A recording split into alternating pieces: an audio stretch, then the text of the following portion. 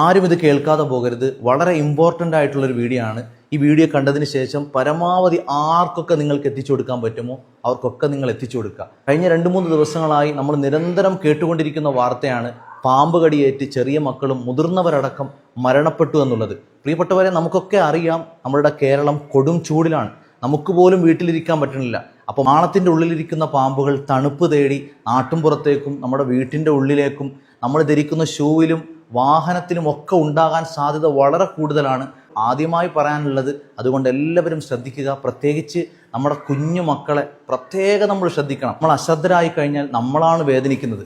ഇനി നമ്മുടെ നാട്ടിലോ നമ്മളുടെ കൂട്ടുകാരിലോ നമ്മുടെ കുടുംബങ്ങളിലോ ആർക്കെങ്കിലും പാമ്പ് കടി ഏറ്റു കഴിഞ്ഞാൽ ഒരാളും ഏത് ഹോസ്പിറ്റലിൽ കൊണ്ടുപോകും, എന്താ ചെയ്യേണ്ടതെന്ന് പതറി നിൽക്കാതെ നിങ്ങളുടെ ഫോൺ എടുക്കുക, 108 എന്ന് പറഞ്ഞ നമ്പറിൽ വിളിക്കുക.